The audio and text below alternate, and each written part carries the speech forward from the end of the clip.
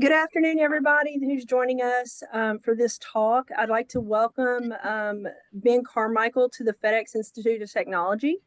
I am Mary Ann Dawson, Associate Director here at the Institute, and we do these talks, the Distinguished Speaker Series, every month. So we invite you to come every month and hear, very diverse set of information regarding several of our research areas.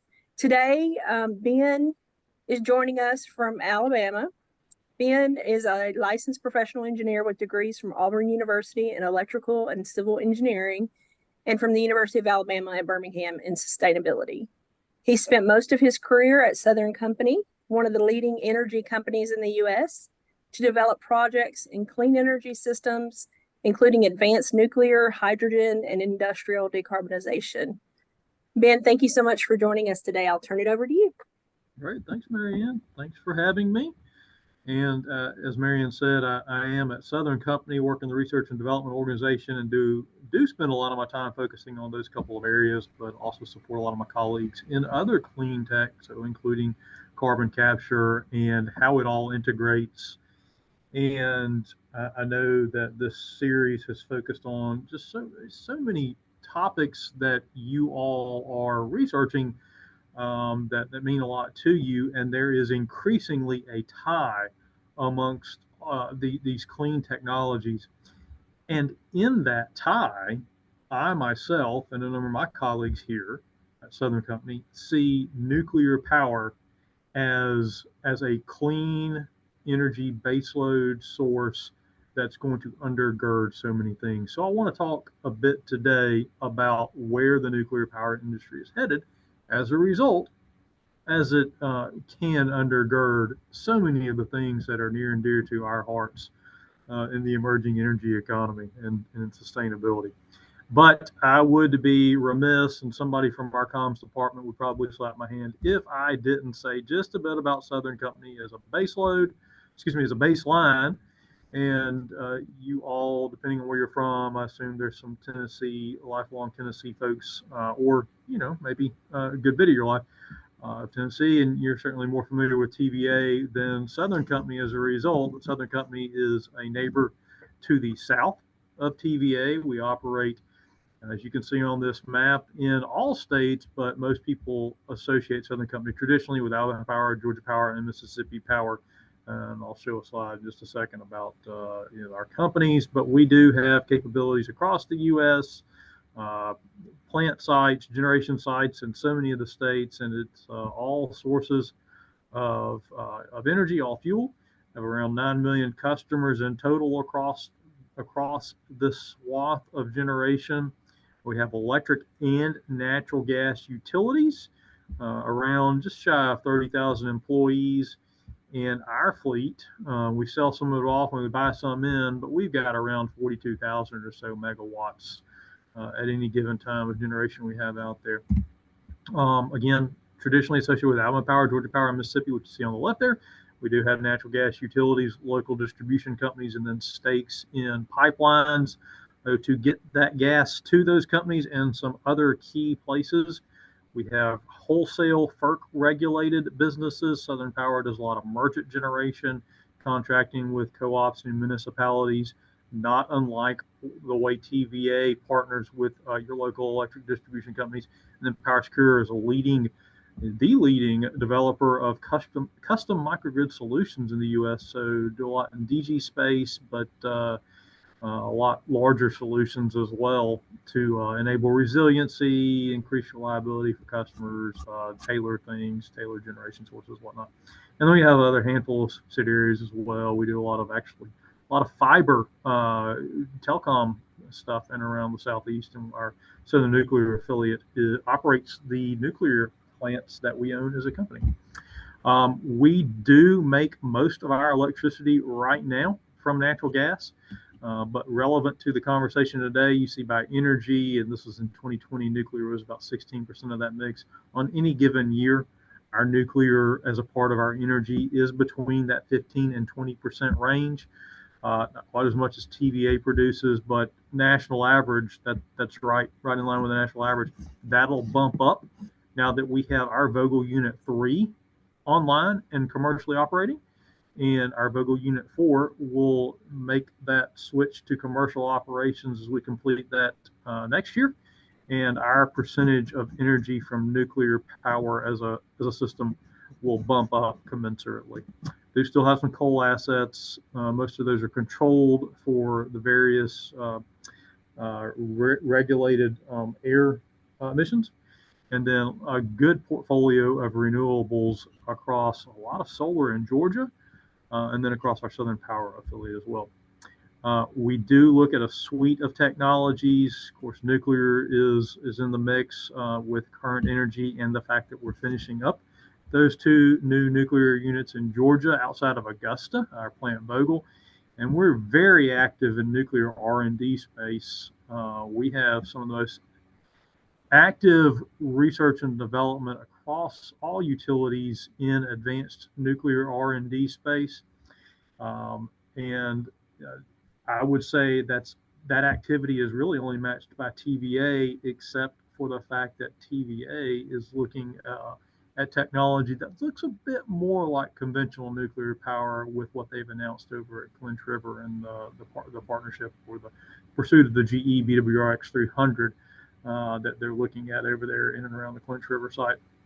We are experts in carbon capture, and we've been managing for several years the National Carbon Capture Center on behalf of DOE, just a little bit south of Birmingham, where developers of carbon capture technologies, whether that be membranes and sorbents that they just want to put into a pipe and test out and have somebody host the infrastructure, they can do that.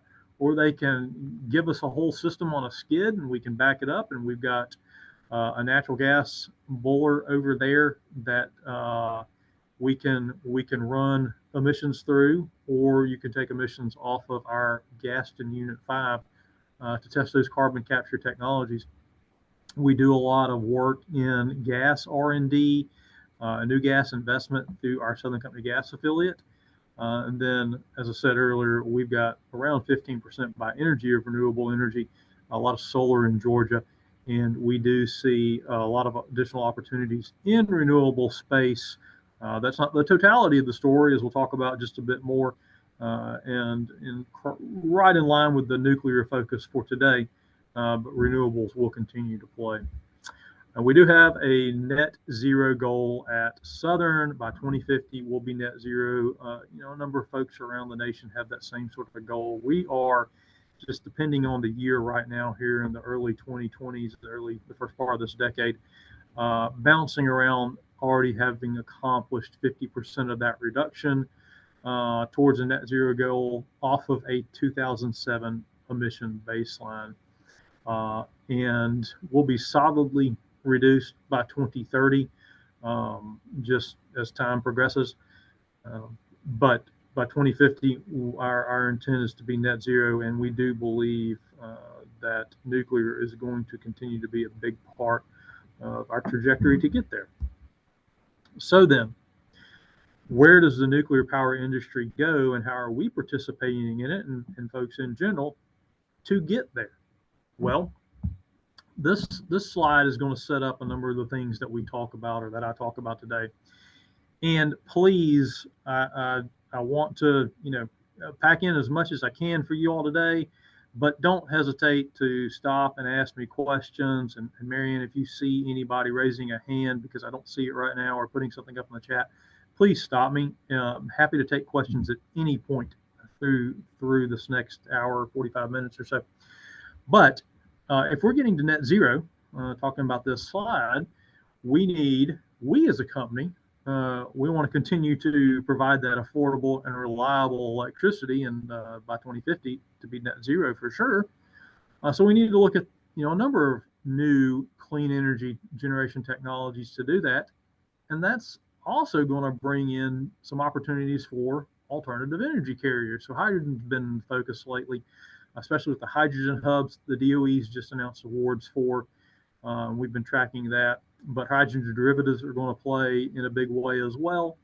And it's not even just that, we're going to look at new power cycles, supercritical CO2, what's water usage look like how does the circular economy play into this? What's the intersectionality between one industry to the next using, one man's garbage is another man's gold? Well, that's gonna be true in the advanced energy economy because there are byproducts that you want to make sure that byproducts and/or waste streams that somebody else can use, and you want to make sure that we do that so we're stewarding resources correctly.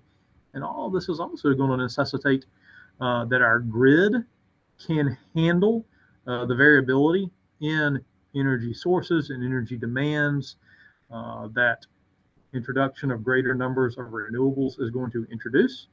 And distributed infrastructure is certainly going to play a larger role as we have some of these technologies that are more packaged, more modular, especially in the nuclear space, and we can put closer to an an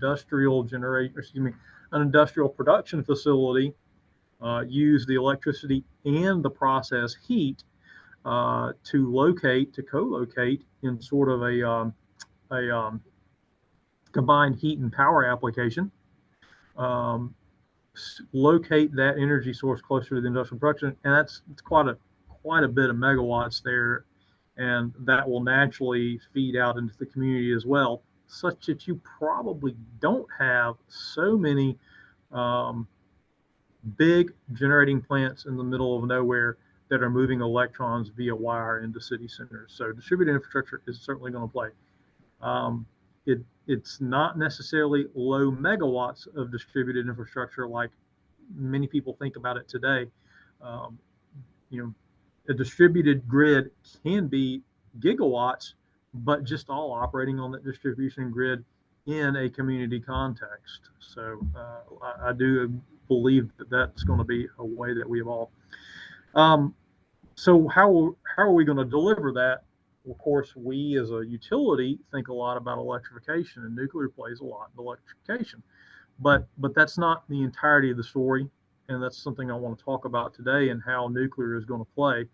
Um, I, I've said this before. In fact, I've said this at another speaker series session several months ago. If if you're thinking about this from a low-hanging fruit perspective, you want to go electrify everything you can in the economy, um, including displacing fossil fuels and applications. But that's not going to get you all the way there because there's some industrial processes that take a process heat that you just can't get to, a temperature of process heat you just can't get to from electrification. But there are some advanced reactor technologies that can produce that quality of steam for that high temperature process heat that'll get you there. So that leads to the coupled scenarios that I talked about just a minute ago, like big combined heat and power facilities by industries based on nuclear.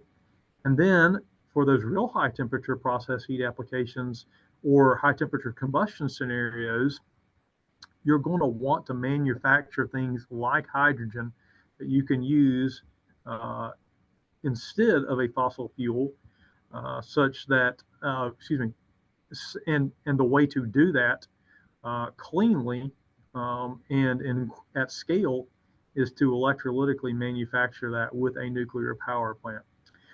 Carbon capture is certainly going to play.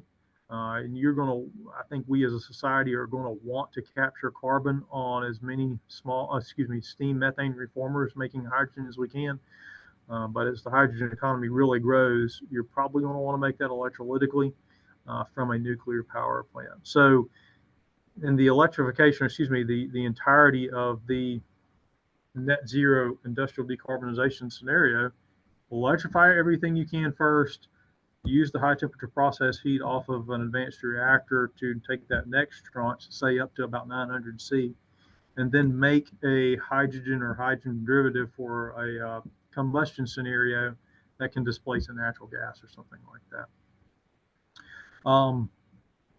Yeah, so the last thing in industrial decarbonization is a clean feedstock, displacing a petroleum feedstock where appropriate with a synthetic hydrocarbon made from that nuclear electrolytic hydrogen combined with a biogenic CO2 resource to make that synthetic hydrocarbon to displace a petroleum-based feedstock. Uh, I think most of the oil and gas majors would tell you they don't believe oil and petrochem-based feedstocks and products are going away anytime soon, and I think that's probably right. But there's going to be more and more of those clean feedstocks that's going to grow, and just for utilization of technology, utilization of your capital, you're going to want a 24/7 clean energy resource to power something like the electrolysis that makes that clean hydrogen that combines with that biogenic net neutral carbon dioxide molecule, carbon molecule to make the synthetic hydrocarbons. Nuclear is going to do that. It's going to be hard for a renewable and battery and electrolyzer technology to have that high utilization, high capacity factor on all of the equipment to make that hydrogen as cheaply as possible. So, I'll pause real quick. Anybody have any questions on anything I've said so far? There's Okay. none in the chat.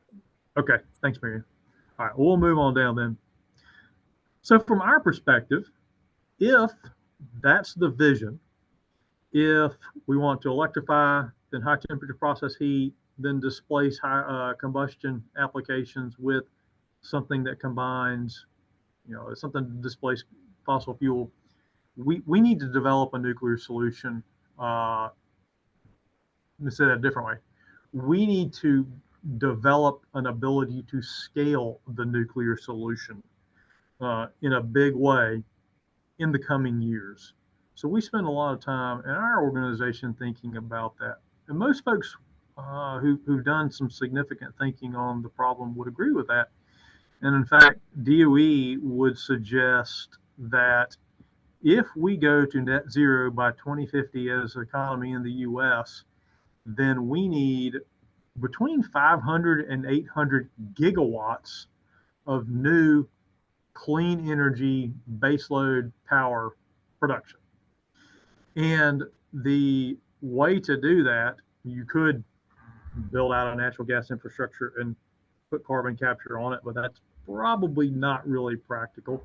The idea is to move away from the fossil resource, even if you're capturing the carbon on it. Renewables, even with battery storage, from a resource perspective, just the material, the rare earths for the batteries, things like that, unless we have a breakthrough, that's going to be prohibitive. And at some point, the land use is probably going to become a consideration in scaling that much to 2050. Not that renewables aren't going to continue to play and we're going to continue to do a good bit of them, but that would be a lot.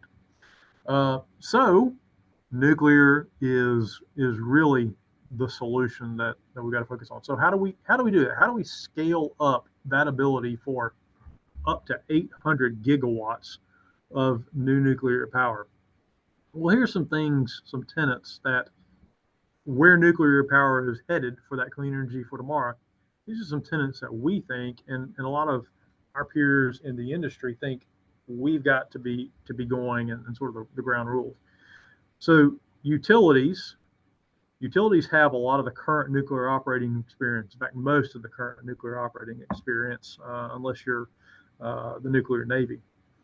And so we as an end user with that experience, with that operations experience, with a customer mindset, because we sell electrons to customers, we need to bring in a very proactive way that expertise to bear in thinking about how the new nuclear industry evolves, or what do you want to call it?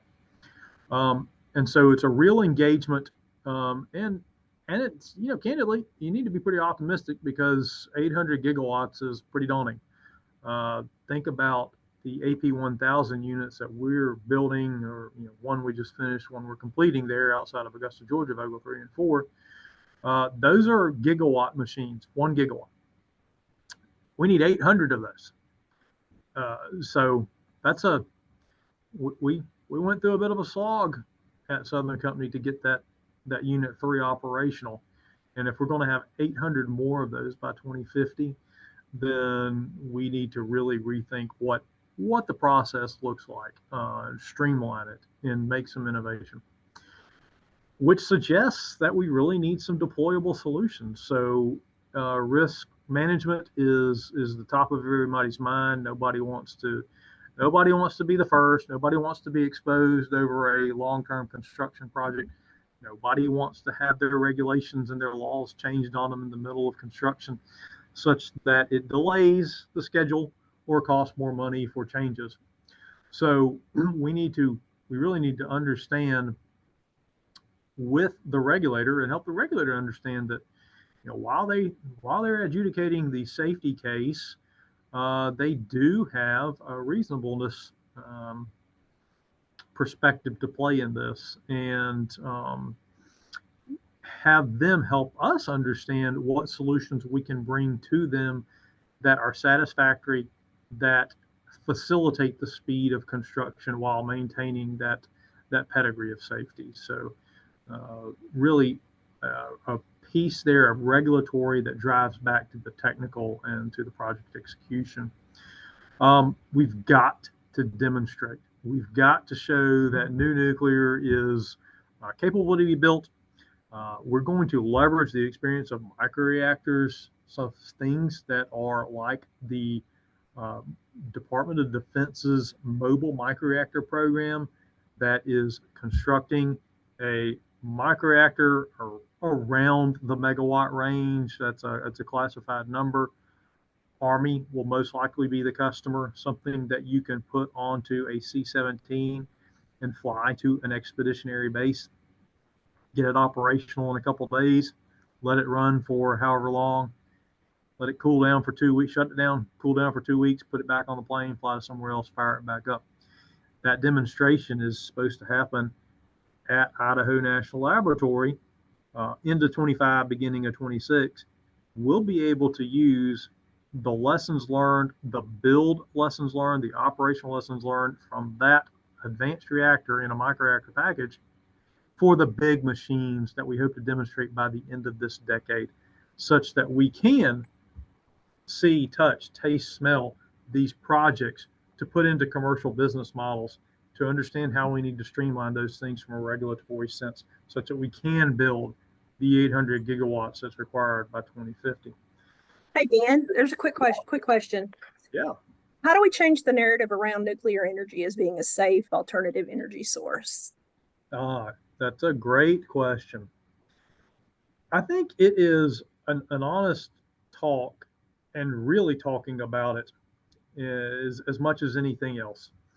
We in the nuclear industry, and I've worked for our Southern Nuclear Operating Company affiliate for about half of my career at Southern, about 17 years I've been here, so a little less than 10 years. And as a nuclear industry, we don't talk much. We just sort of like to fly under the radar and go make power safely and affordably, and because we think if we go start to say, we're a pretty safe industry, people are going to laugh at us. Like, how can you be safe when you're dealing with all that radiation? And if you do take a holistic look at the soup to nuts, like in many of the other supply chains for electricity generation from other fuels, there are a lot of risks that we accept and that are fatal at times, and we just live with them, and because they're not as scary. A gas pipeline, candidly, is not as scary to people as radiation. But in total, we've had a pretty stellar history of safety in the nuclear industry, and we need to talk about that. We need to talk about. Yeah, go ahead. One quick follow-up to that, though. Are the impacts of Chernobyl and 3 Mile Island in Pennsylvania nuclear accidents, are they still relevant today? And if so, how? Yeah, Chernobyl is, unfortunately. 3 Mile Island, while that was pretty scary when it went on. I was pretty young when that happened, so I remember nothing about that. I only know from history. That's pretty scary, right? But that's all in all. There's a demonstration of the right actions taken to contain that incident and the right treatment of remediation of that facility post accident such that a public was held harmless. Um, Now, a lot of anxiety, a lot of fear for many days, but all in all, that in an assessment that came out okay. Aside, from a life loss perspective, okay, I don't want to diminish anybody's personal experience through those events. In Fukushima, a lot of the same thing from a life loss perspective, strictly related to the nuclear hazard. Same story. We do have some ongoing questions over there as they release some of that contaminated water. I would argue that the analysis that suggests it is a safe level of contamination of radiation threat as it's being released is accurate. So that it's a huge mess and a huge cleanup, but it's a mega project, but it's being executed correctly and adequately. I wholeheartedly believe that. Do we have things to learn from that? Sure, uh, but those things are unlikely to happen again in that fashion because of things we learned. And again, we've held the loss of life component really to be benign as far as that goes. I understand. I think some people, had heart attacks and things like that due to the panic from all that was going on over there, but the radiological threat was managed. Chernobyl, uh, that's a different story, right? And there's still a radiological hazard that exists over there, and that's why they built the sarcophagus. And I think it's unfortunate. I don't want to diminish and belittle this, but there were some precautions on that unit, even as it was operating, that we in the U.S. and they in Japan would never have run a unit like. And it really derived from a Soviet era philosophy of how to run those units. We see the consequences. So that is a bit of a different animal than Fukushima and 3 Mile Island. So long answer to the question. Uh, we don't want to diminish what happened there, but I think we should take a hard look at what really were the consequences. And when you wrap that into the fact that most of the advanced reactors that are being brought to commercial realization now have an even simpler safety case for keeping the public safe, keeping the workers safe. It's even a better proposition. I personally believe that we are, as a country, the reason we're not building and haven't built new nuclear reactors in a big way for the last 30 years is not because they're not safe. It is simply the cost. It's a mega project. It's more money than most utilities or businesses can take on, and they're long. So there are a lot of things that really lend new nuclear development to a function of like a government, a national company, something like that. It's not done real well at the utility level. We are an exception just because of a number of things at Southern Company, but it's the cost while we're not building these things. It's not the safety record. So hopefully that answer helps and makes sense. Please ask additional questions if not. Um, I do think that underscores that we need to continue to deploy to show the safety of these new nuclear units and show their efficacy in clean electrons, in clean process heat. The TVA has already demonstrated through a regulatory process that the safety case on a new nuclear facility, even of an existing technology, a light water technology, pressurized water reactor that looks an awful lot like the existing plants, but has a little bit different package, that you do not have to, you have the approval from the NRC to not have the same gargantuan emergency protection zone around the plant. You just don't need to because of the hazards diminished and the safety systems, the passive safety systems are really robust. You can shrink that footprint with some of the The high temperature process heat generating reactors, that should be even smaller, such that you could go very realistically, very safely locate these next to an oil refinery. And in fact, in many of those cases, the bigger hazard is the oil refinery itself. I'd say in all those cases, the bigger hazard is going to be the oil refinery itself, not the nuclear facility. So we need to demonstrate those things such that we can take these swings in the market. We can go show how this is safe, continue to grow. We can manage the cost and the schedule, and therefore have the clean energy that we need to uh, really deal with what is potentially another threat, the climate situation. So we're doing a lot of partnership building, coalition building to put best athletes in place to mitigate the risk, to reduce risk.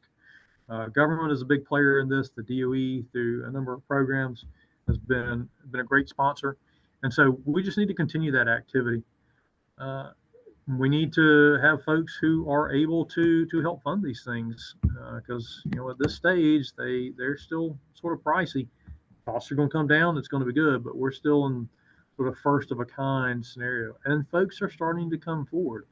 In fact, the oil and gas industry and the chemical industry are some of the biggest proponents of new nuclear because of how they can decarbonize their operations. And we're hearing people say, those companies say, they'd be willing to fund in a large way some of the smaller scale first demonstrations.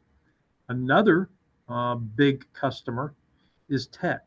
So the Googles, the Apples, Facebooks, the data centers that they are building are so big, and to decarbonize those with the reliability that they need for their customers, it requires a solution, a scale solution like nuclear, rather than solar and batteries or wind and storage. Uh, it there's really just no substitute for the scale of data center that they are building pretty rapidly now to decarbonize that high reliability operation other than nuclear. So those folks are talking about participating in projects, funding those things that we can do these demonstrations. Couple more things on the future of nuclear and where it plays. This goes back to my electrification as much as you can point, but it only goes so far. And this diagram is intended to show that this is sort of where you are in a sort of conventional electrification space down on that right side.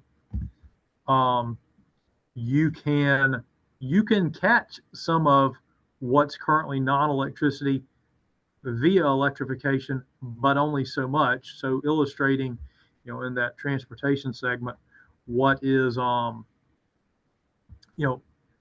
Class 8 trucking. That's hard to electrify because you got to plug it in for so long and you don't have the same sort of range as if you have diesel. Whereas hydrogen, if you make hydrogen via nuclear electrolysis, you do achieve that same sort of range. And then we talked about hydrogen temperature process heat and or hydrogen combustion in the industrial application. So just to point out that nuclear has a role there.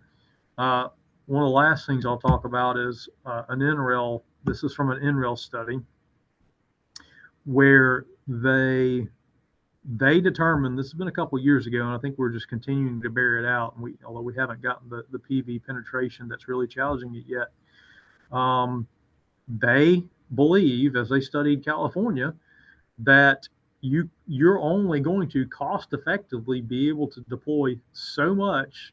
In their case, they're saying less than 50% solar before you've got to have other low carbon technologies, baseload technologies, really, to be able to balance that solar.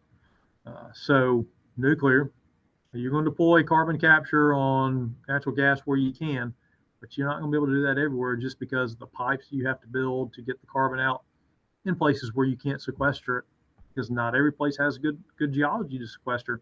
You just don't have the scale of uses for the captured carbon for byproduct use. So NREL, and there's been other things that would suggest that nuclear is the solution there. NREL would suggest that as well. Here's another look at ranges of temperatures and where advanced reactors fit in. So remember I said a moment ago, up to about 900, maybe about 5 to 600 is the cutoff for a current light water. Beyond that, you're going to get like a molten salt reactor or high temperature gas reactor up to about the 900 point, and then you're going to start making something like a hydrogen to displace for the high temperature combustion that you need. And it's those particular industries in steel making, in glass and ceramics, cement. That's where you're going to want to have it the most. When you start getting beyond, some of those other processes, you can just capture it with high temperature process heat off of a reactor. Talked about hydrogen a pretty good bit. Alkaline is one of the most common, is probably the most common technology to produce, it is, other than steam methane reforming, but electrolytically produced alkaline is the most conventional, most pervasive technology to produce hydrogen right now. But there are some newer technologies being developed that work directly with the high temperature process heat of an advanced reactor to make clean hydrogen. So a solid oxide electrolysis, which we've done a good bit of looking at here in our R&D program. I know a bit less about some of the other thermochemical and hybrid processes, but those are being developed as well. That will enable an increase in the efficiency to produce that clean hydrogen. It takes out the electrolysis piece of it to make the hydrogen for those high temperature process heat applications. Electrolytic production of hydrogen is really a natural complement to advanced nuclear, to new nuclear. Just because of the high capacity factors that you can achieve with nuclear, and because you want to run that electrolysis, those stacks, the balance of plant to produce the hydrogen as much as you can, because it improves the capital usage on your equipment. They really made up very well.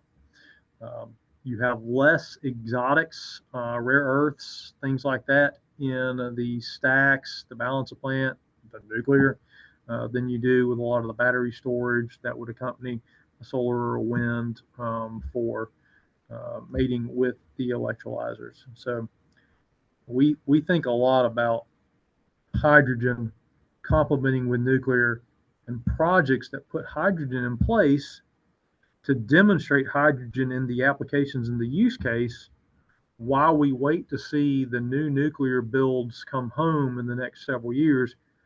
We want to see those applications go ahead and be put in place on hydrogen and developing the nuclear so we can just flange them up by the end of the decade or the beginning of the next decade as everything comes home. One of the other interesting uses of new nuclear, advanced nuclear specifically, is in the maritime transportation community. So the International IMO, National Maritime Office, forget the acronym there, but it's really the national organization for the maritime industry. They have goals out there to decarbonize in the next couple of decades, and Maersk is looking at things like methanol, green methanol, as a synthetic fuel for many of their engines, but a green methanol really needs a large, scalable, clean electron to make hydrogen to combine with a biogenic CO2 resource to make that, and or some other process, some biologic processes, things like that probably aren't going to scale. So nuclear plays here too, either in those synthetic fuels for fuel switching in the ships, or in some of the larger ships, there may even be an opportunity to put a small microreactor on board for producing electricity for direct propulsion of the ship, not to mention the opportunities to put reactors on oil platforms to decarbonize the ongoing production, oil extraction in ports all up and down the coast for cold ironing of ships. So, powering the ships while they're in dock. Um, a whole a whole suite of solutions that can made up with nuclear in the maritime world. Maritime shipping is around 3 to 4% of global carbon emissions. So it's it's non-trivial. It's not a huge percentage, but it's non-trivial. And there's just a lot of ships out there in need of a solution, and uh, there's no real scalable solution unless you have a clean electricity or a process heat base load technology for the synthetic fuels and or for the direct propulsion. All right, I'll pause there real quick. Any questions?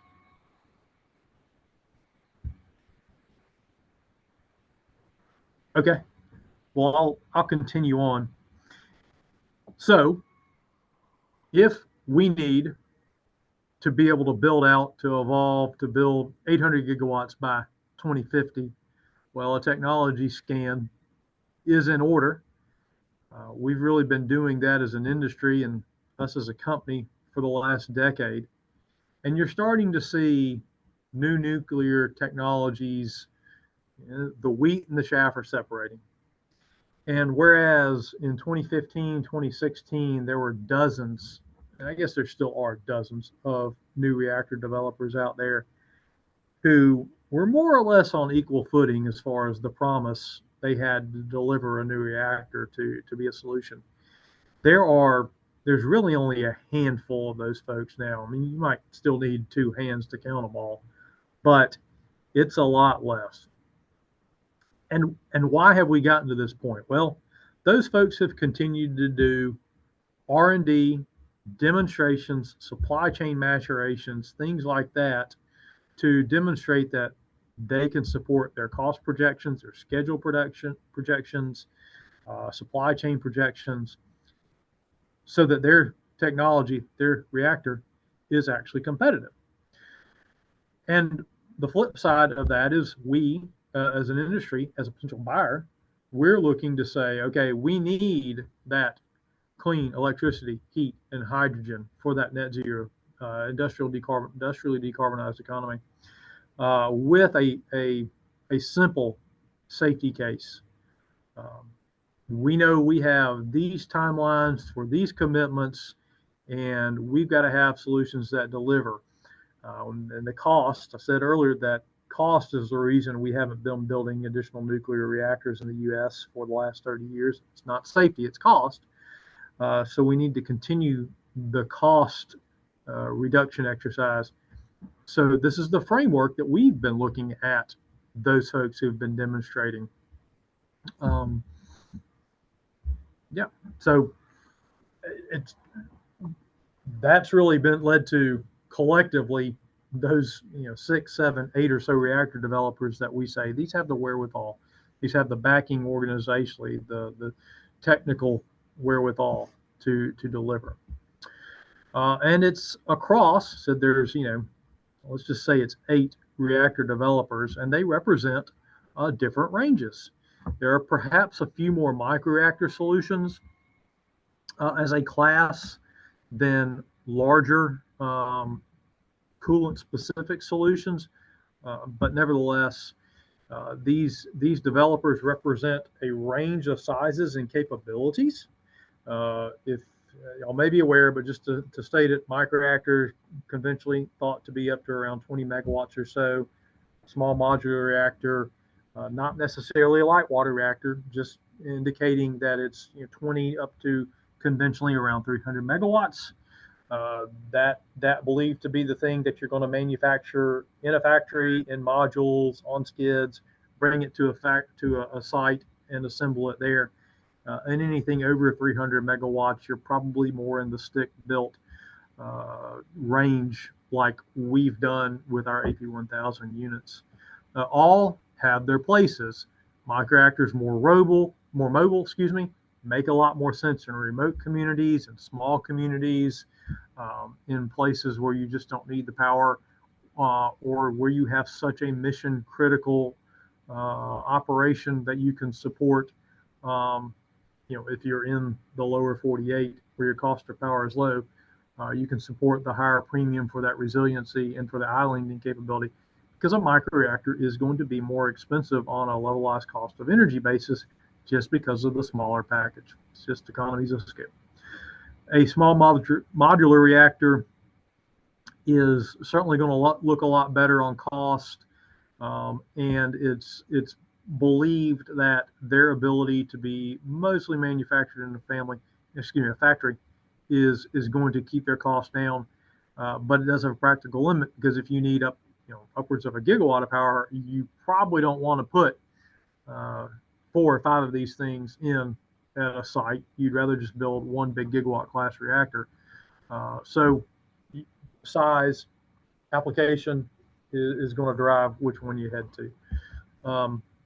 Advanced reactor features, I mentioned earlier, they're more passively safe. So the safety case is simple. Walk-away safe is a word that's usually used. That helps drive down cost. You can use it for not just the electricity, but the high temperature process heat, and to drive hydrogen production. So the versatility of uses brings some economic value. A number of these things can take used nuclear fuel and use those as their fuel, and or consume all of the traditional long-lived radioactive materials from nuclear fission. So there's some things that are advantageous in the fuel cycle, and all of these things help make them more cost effective, so more financeable, shorter times to deploy. Those are all things that help us on the road to 800 gigawatts by 2050. This is a chart that we use to illustrate the different classes of reactors and their usefulness to meeting that 2050 800 gigawatts of deployment. The current light water reactor type technologies all the way on the left. This is we have a compact size here, because in this case we're saying it's a smaller size LWR, but the same would be true for a larger size AP1000, just without that compact size.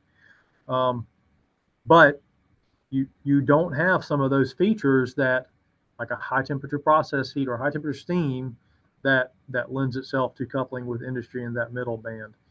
They're high pressure machines, so you've got more steel to contain in pressure vessels. You cannot do the online refueling that some of the advanced machines. You have to take it down every so often to put new fuel in. The potential for breeding is just a fuel cycle consideration, more effective utilization of your fuel.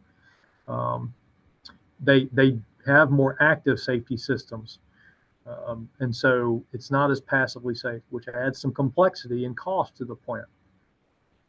In the middle are different permutations of sodium fast reactor, high temperature gas reactor, and a fluoride salt high temperature reactor that have different varying amounts of these desirable characteristics. We view all these things as desirable. And on the very right is a molten salt reactor as a class of reactors that really captures all of these desirable characteristics. In that evolution to get to a very robust and repeatable and scalable nuclear development and delivery animal by 2050, we think that a molten salt reactor demonstrates something that is the most economic, has the highest value proposition to really do that industrial decarbonization. but it also has the least amount of demonstration and R&D associated with it.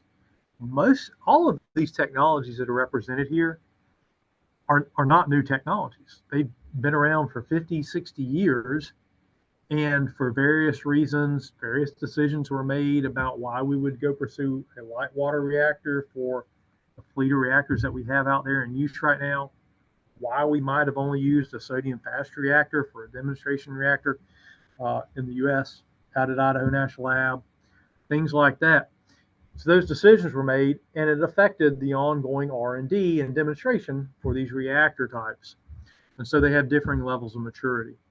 But there is a company out there, there are companies out there for each class of these reactors, and have customers that would like that need profile matches up with all these desirable characteristics or their lack thereof, such that they will have a home if they develop a reactor.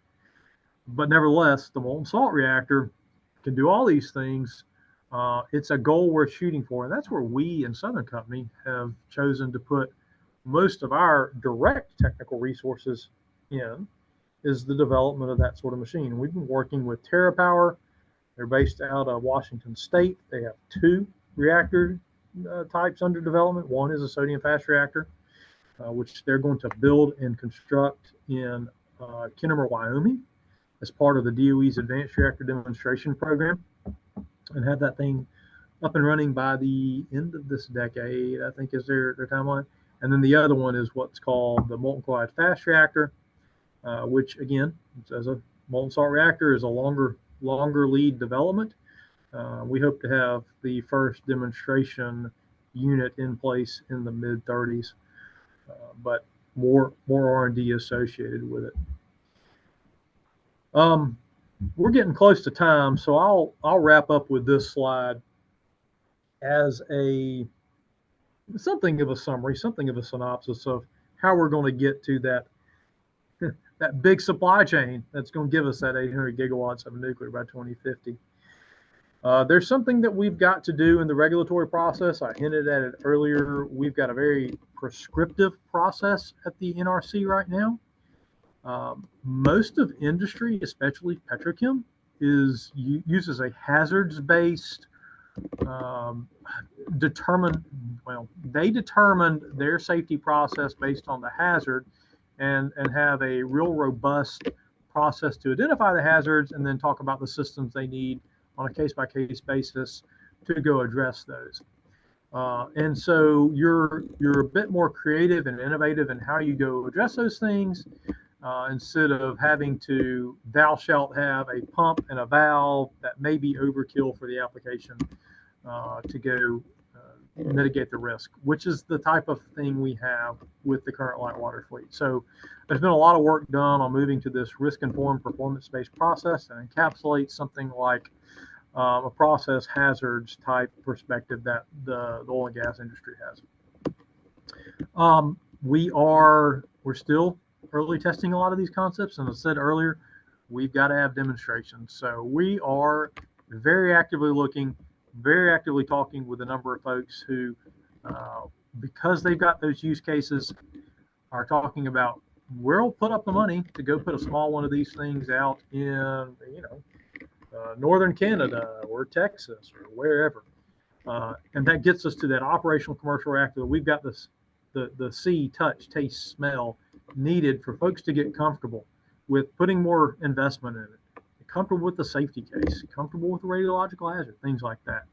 We've got to have that. We've got to have something that people can feel. We've got to have a supply chain that, both for components, that we have the capacity to build the large components, modules, whatever that looks like here in the US, and a fuel supply cycle. So a lot of these advanced reactors take a bit of a higher grade of enriched uranium. We didn't talk about that a lot, but happy to follow up if anybody cares. We need that capacity to make that higher enriched uranium here, and need to stand it up soon. And that's been a struggle to get that off the ground, candidly. So good steps being made recently. We need a lot more. Then lastly, I think so many this is changing. I think for so long that folks thought of nuclear power only for electricity, but as we discussed earlier, it's got so many other uses with a high temperature process heat, making hydrogen, making synthetic hydrocarbons, in maritime applications, in even electrifying rail and putting the electrons out there for rail.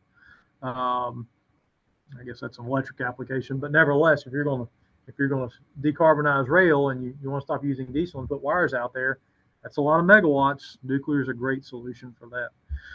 So we've got to get all of those different value propositions combined, understood, synergizing, so we can have the justification of the business model and the investment and the cost of these things.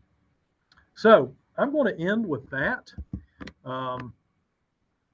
What questions are out there? What have I?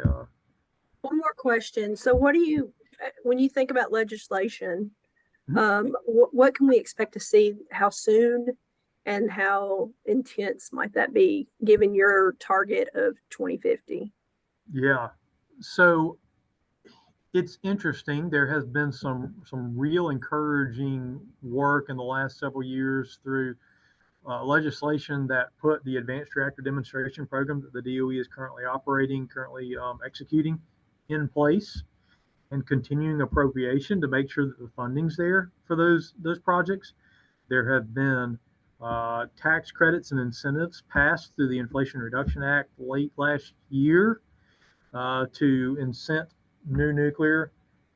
What I think we really need is we've got a lot of the right elements there. It's a costly endeavor, candidly. These first machines are costly. We will get to a place where cost is good, but the first ones, they're just expensive. And so really doubling down through additional legislation that continues the funding, that continues beneficial programs, is required. I think we're doing a lot of the right things legislatively and have had a lot of the right language. But that also permeates different things like the 45V tax credits for hydrogen. In a debate on what's the right guidance for 45V tax credits, there's a couple of tenets that are pretty foundational. One is the additionality tenet. If DOE requires, if IRS and Treasury require that additionality be a component to secure a 45E tax credit, and what that means is, if y'all aren't aware, is that I have to build a new clean or a new project to generate the electricity or whatever to drive my hydrogen production. Well, that means that the existing fleet of nuclear reactors is not capable, is not qualified for those 45B credits. And if I can turn my existing reactor fleet on to making hydrogen and have a revenue source that makes me whole, then I have a pathway to say, hey, I've got a viable business model here, and I might invest in new nuclear. So because revenue is good, because there's a lot of hydrogen demand coming online. So there's even things like that in other energy policy conversations that matter to nuclear. So we're doing a lot of the right things. A lot of the right things have been done and in place. We just need to continue to execute. We need to continue the congressional focus on reforming or modernizing is the word, the Nuclear Regulatory Commission, making sure that they're streamlined and that they're prepared for reviewing all of the 800 gigawatts worth of new nuclear applications by 2050. And Congress has been pretty interested in that, and we need to make sure that they continue to be interested in that. We have a lot of distractions nationally, so a lot of competing priorities, but if we believe energy policy is and climate policy merge and are super important, then new nuclear legislation to promote new nuclear has got to continue to be on the table. Thank you for that. If there's no other questions, I know we've gone over, Ben, so thank you for um, taking the time to finish. Sure. Are there any other questions? All right, I don't see any. Thank you again, Ben Carmichael from Southern Company Research and Development, for joining us today on this talk. It was a great talk, and we invite others to come back each month as part of our other series and this one, as we welcome guests, experts in various areas to address issues current in society. So, Ben, thank you so much. You're welcome. Thanks for having me. All right, bye bye. Bye.